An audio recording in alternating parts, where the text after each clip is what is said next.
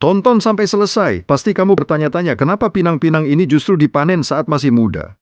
Bukannya semakin tua semakin bagus hasilnya. Nah, ternyata jawabannya cukup mengejutkan. Pinang muda justru memiliki nilai ekonomi yang tinggi dan banyak dicari, bahkan sampai ke pasar luar negeri. Inilah yang membuat banyak petani memilih memanen lebih awal, bukan menunggu sampai benar-benar tua. Coba perhatikan prosesnya. Petani akan memilih buah pinang yang masih segar, berwarna hijau cerah, dan belum terlalu keras. Pada tahap ini, kandungan zat aktif di dalam pinang masih tinggi. Teksturnya pun lebih lunak, sehingga lebih mudah diolah maupun dikonsumsi. Di beberapa negara, terutama di Asia, pinang muda sering dimanfaatkan sebagai bahan konsumsi tradisional. Banyak yang percaya bahwa mengunyah pinang muda bisa memberikan efek segar, meningkatkan fokus, bahkan menambah energi. Tak hanya itu, pinang juga sering digunakan dalam berbagai keperluan, mulai dari bahan herbal, campuran tradisi budaya, hingga bahan industri tertentu. Inilah yang membuat permintaan pinang muda terus meningkat. Menariknya lagi, dari sisi petani, panen pinang muda justru bisa mempercepat perputaran hasil.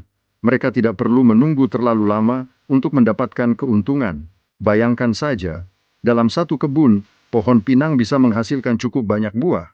Ketika dipanen muda, hasilnya bisa langsung dijual dengan harga yang cukup menjanjikan, apalagi jika kualitasnya bagus. Tak heran jika kita sering melihat petani menjual pinang muda di pinggir jalan.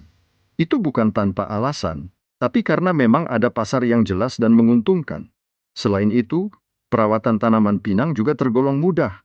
Tanaman ini bisa tumbuh di berbagai kondisi tanah, asalkan cukup air dan sinar matahari. Inilah yang membuat pinang menjadi salah satu komoditas yang potensial untuk dibudidayakan. Namun, tentu saja ada tekniknya.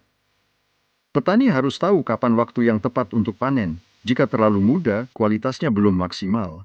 Tapi kalau terlalu tua, justru nilai jual pinang muda akan turun. Jadi, semuanya butuh pengalaman dan ketelitian. Dari sinilah kita bisa melihat bahwa di balik sesuatu yang terlihat sederhana, ternyata ada peluang besar yang bisa dimanfaatkan. Pinang muda bukan hanya sekadar buah biasa, tapi juga sumber penghasilan, peluang usaha, dan bahkan komoditas ekspor yang menjanjikan. Jadi sekarang kamu sudah tahu kan, kenapa pinang dipanen saat masih muda?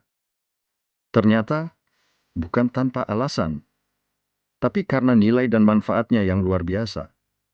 Kalau di daerahmu sendiri, apakah pinang muda juga banyak dijual? Coba tulis di kolom komentar ya.